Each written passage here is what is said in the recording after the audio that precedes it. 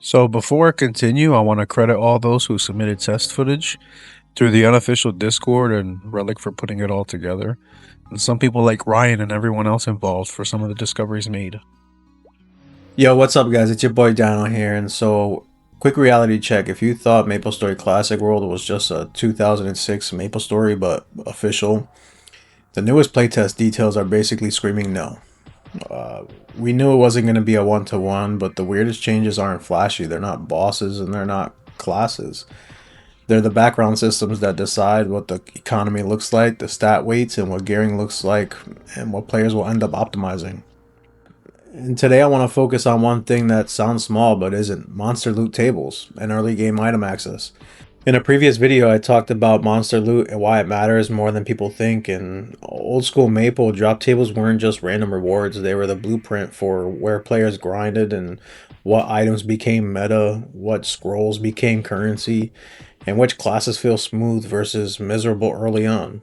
And now with Classic World being actively tested in a public event, like the PC Cafe test running through February 13th, we're finally seeing evidence that those tables aren't staying identical. Let me hit you with the three examples that stood out immediately, because they're not just fun trivia, they signal intent. So let's talk about Wild Boars.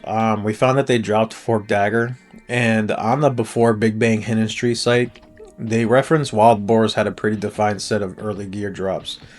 Let's ignore the maple weapons for now, but let's realize that they dropped iconic gear like the lion harp, as well as leather etc. to make work gloves, being one of the standout mobs people cared about, not only for EXP but loot.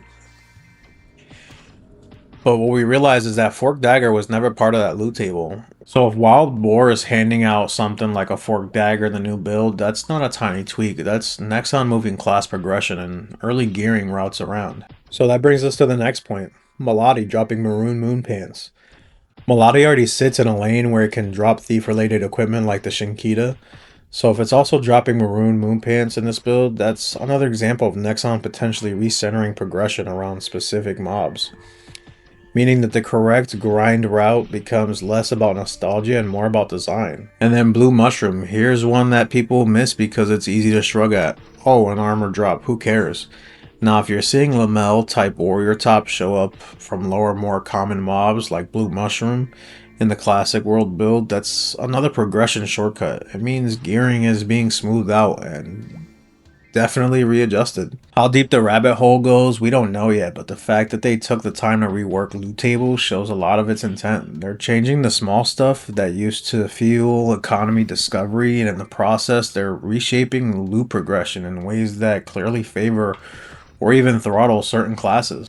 Shops are changing too, and that might be the bigger story here. Loot tables are one road, and shop inventory is a whole nother road.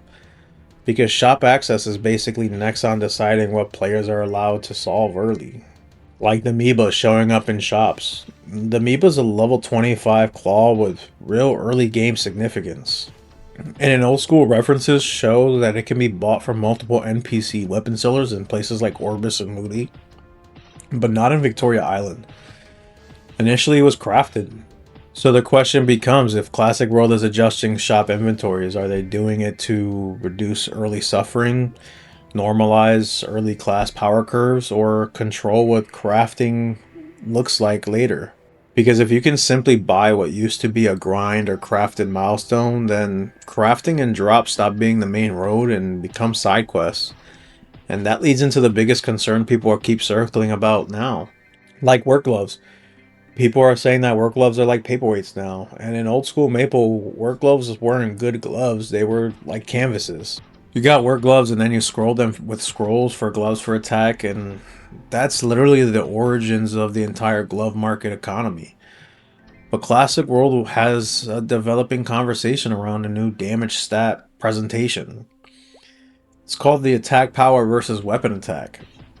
In the Classic World community, people are reporting that there are now two stats being displayed, weapon attack and attack power, and that buffs like rage feel negligible under that setup.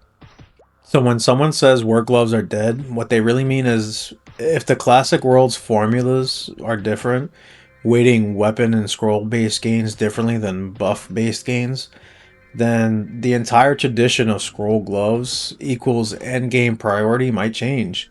And it's been reported that buffs and consumables now stack in ways that they didn't before, and that's another layer. Let's not disregard some of the new level 50 gloves now have crit rate, which adds another layer. Will higher level gloves have higher crit rate, or will there be a crit scroll for gloves? Now, important disclaimer, this part is still being actively tested and debated, but the fact that the community is even seeing these stat categories show up is a flag. They're touching the formulas more than we expected. So here's a test I want someone to run because it would answer a lot of questions in one shot. Is the Jane and Wild Boar quest line completable? Because back in the day, that quest line was one of the first times you could receive the glove for attack scrolls, whether it was to use or sell. So if Classic World either locks the last step, cuts it short, or swaps the reward, that's basically Nexon saying, yeah, we're moving that power spike, and that could mean gloves for attack scroll aren't going to be available when people expect it, or at least not from the same place. If Nexon changes how early work gloves enter circulation, because remember, crafting NPCs are locked out, we don't even know if work gloves exist. And how early glove for attack scrolls access happens and what they look like. Are they weapon power or are they weapon attack? Or whether early quest lines still reward key upgrade paths. Then they're effectively deciding what the early economy looks like before players even touch the free market.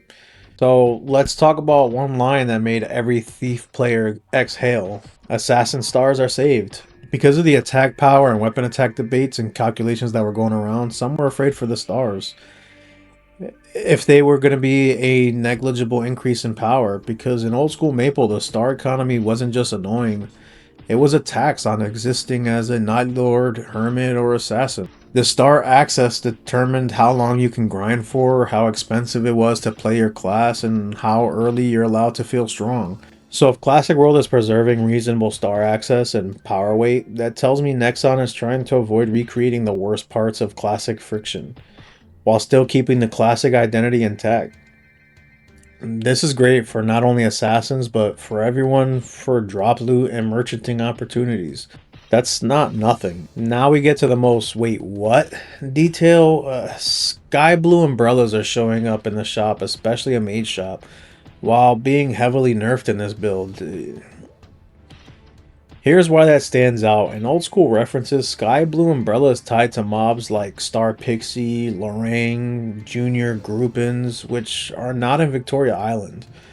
So if it's appearing early via shops, Nexon is doing one of two things. They're handing out iconic items early as flavor, but nerfing them so they don't break progression, or they're reshuffling early access entirely, which changes how special certain items feel. We can also expect yellow and black umbrellas as well, but what that looks like, we have no clue. Does that give us hope for luckless mages? I hardly doubt it. That train is long gone, and we will definitely explore that in a future video. But either way, that's a deliberate design move. They're not just bringing old school Maple back, they're rebalancing it on purpose. So when you put everything together, loot tables shifting and shop inventories changing, stat categories being reweighted, it starts to look like Classic World's real goal is a controlled classic experience and not a cheap reskin. And to be fair, Nexon is openly treating this as a development. They've said feedback matters, and they've even linked this PC Cafe event to future testing access. With the closed online test planned for early 2026, supposedly, we still don't know when that's going to happen. So we're watching the classic rules get tuned in real time. If you're in the community testing this game, here are the most valuable experiments you can run. Confirm some of the new mob drops. Confirm with screenshots, map names, potentially how many you kill before the item drops. Find armor scrolls. We have seen weapon via the vendor and earring for stat scrolls being the quest line, but nothing else. Verify key quest line tied to early progression, especially anything that historically fed the market for progression, like Jane Doe quest for an old raggedy cape, or Jane the Wild Boar quest line for a glove for attack scroll. Because once you map those systems, we're not guessing anymore. We're basically reading Nexon's design priorities straight off the build. So yeah, Classic World isn't just returning us to the past, it's returning us to the past with like guardrails. And depending on what you loved about Old Maple, that's either a blessing or the start of a completely different meta wearing a nostalgic skin. If you've got footage, drop screenshots, or if you've personally confirmed any new drops, especially the Wild Boar or Jane questline stuff, throw it in the comments. And don't forget to like and subscribe. See you guys later.